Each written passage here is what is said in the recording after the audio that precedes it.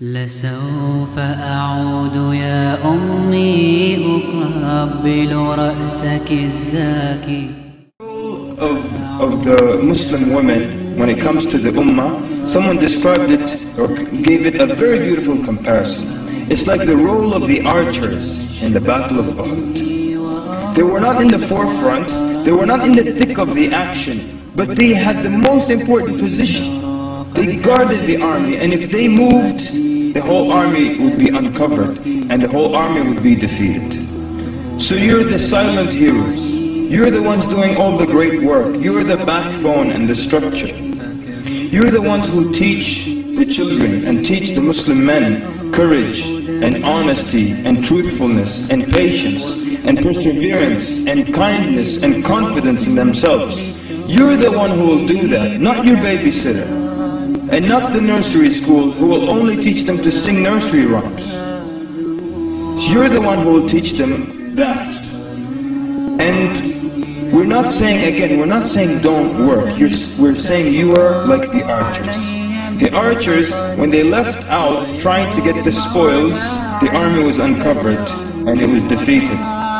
But same thing, when you leave this most important position to go out for the spoils, to go out for the extra paycheck or something like that, you leave the army, you leave the ummah uncovered. Prophet ﷺ said to the Muslim woman, take care of your home, for that is your jihad. That means it's a very important position, and it's more important than the extra paycheck and more important than so many other things. The extra paycheck and the wealth you get from that can't compare the reward you'll get if your son becomes a great scholar of Islam, or if your daughter learns her religion and teaches it to other women. And you know the story of Imam Malik rahimahullah. When he was a young boy, you know what he wanted to be when he grew up. Yes? He wanted to become a singer. And who is the one who changed his mind about that? It was his mother. She changed his mind. And she was the one who encouraged him to not become a singer. And she started to encourage him to want to study the religion. And the things that she would do, he was a young boy, she would dress him up like a young scholar. And she would put a turban on him and dress him up like a young scholar, this young boy.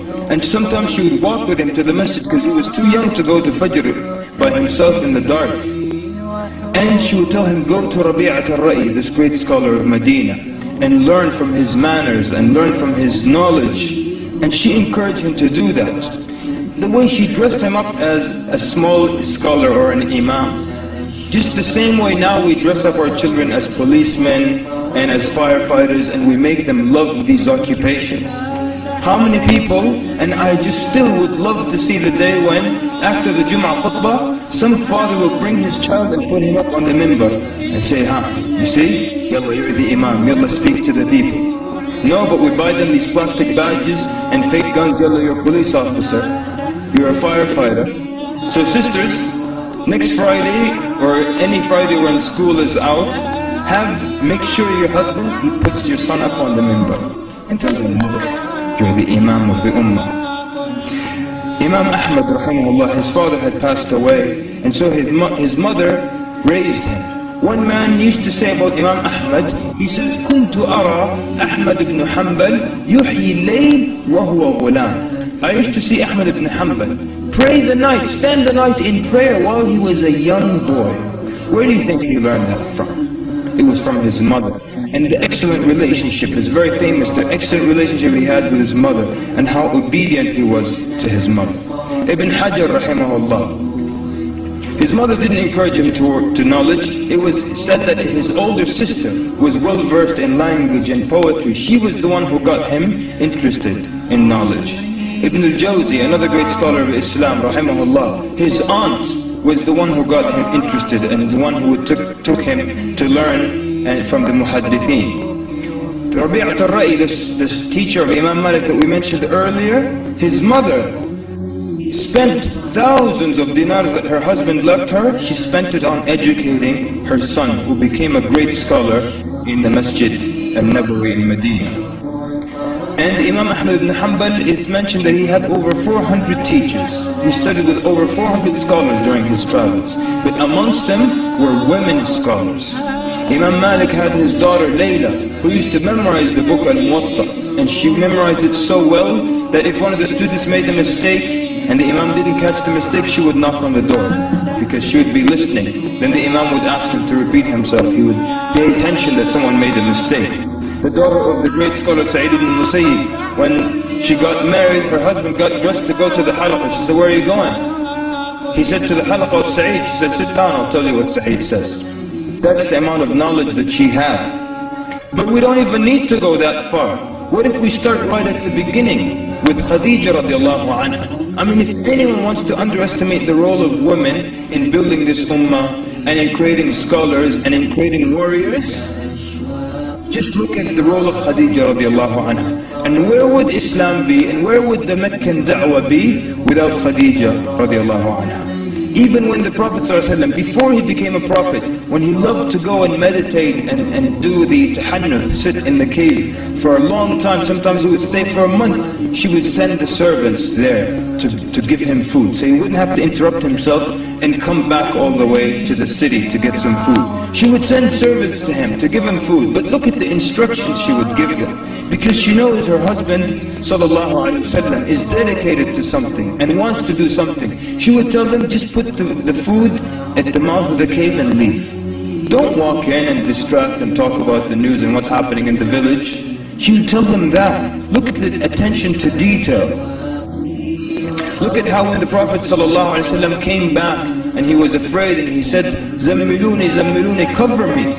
She covered the Prophet ﷺ. And she waited until he calmed down, then she asked him what happened. And if this were to happen, and the woman is not wise, you come in, there's a calamity, you say, "Cover me." She said, "What for? What happened? Cover me, what happened?" "No, you won't cover you until you tell me what's going on." Now you have two calamities instead of one.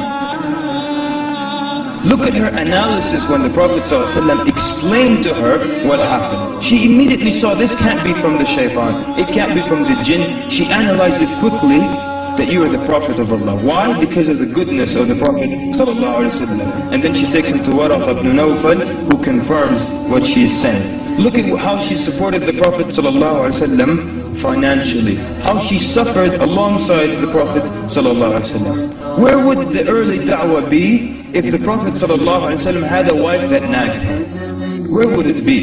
Where would the da'wah be if she would tell him, "You don't spend time with me, stay home with us, let's talk, let's have a candlelight dinner tonight," or something like that. فليقولوا عن حجابي لا وربي لن أبالي فليقولوا عن حجابي أنه يفني شبابي وليغالوا في عتابي إن للدين انتسابي لا وربي لن أبالي همتي مثل الجبال أي معنى للجمال إن غدا سل المنام فليقولوا عن حجابي أنه يفني شبابي واليغالوا في عتابي إن للدين انتسابي لا وربي لن أبالي همتي مثل الجبال أي معنى للجمال إن غدا سهل المنام حاولوا أن يخدعوني صحت فيهم أن دعوني سوف أبقى في حصوني لست